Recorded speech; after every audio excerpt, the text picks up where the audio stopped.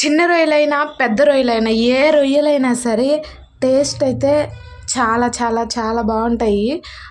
చిన్న రొయ్యలైతే నేను చేసేది ఇప్పుడు చిన్న రొయ్యలే. చిన్న రొయ్యలని తినేటప్పుడు ఉండే అంత ఇష్టము వాటిల్ని చేసేటప్పుడు ఉండదు. ఎందుకంటే అవి చిన్నవి కదా, చాలా చాలా టైం పడతాయి.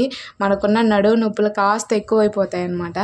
అవి ఇంత కష్టపడి చేసుకొని తిన్న తర్వాత చాలా బాగుంటుంది. అదే పెద్ద రొయ్యలు అయితే అంత శ్రమ పడాల్సిన పని లేదు కదా, ఇంక చాలా ఈజీగా వచ్చేస్తుంది అనమాట.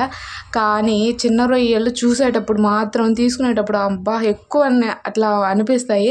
వాటిని మొత్తం క్లీన్ చేసి పెట్టుకునేటప్పటికి మన చేతిలో కూడా సరిపోవు అనమాట, అంత తక్కువ అయిపోతాయి. ఇంకా కూర చేసుకొని తినేటప్పటికి అయితే మాత్రం టేస్ట్ అయితే చాలా చాలా బాగుంటుంది. సో ఛానల్ని అయితే తప్పకుండా సబ్స్క్రైబ్ చేసుకొని పక్కనే ఉన్న బెల్ ఐకాన్ని క్లిక్ చేయండి. నా కూర ఎలా ఉందో కామెంట్ సెక్షన్లో కామెంట్ చేయండి. Thank you. అబ్బబ్బబ్బా, చూస్తేనే నోరూరిపోతుంది. నేను చేసే ప్రాసెస్ ఇదన్నమాట.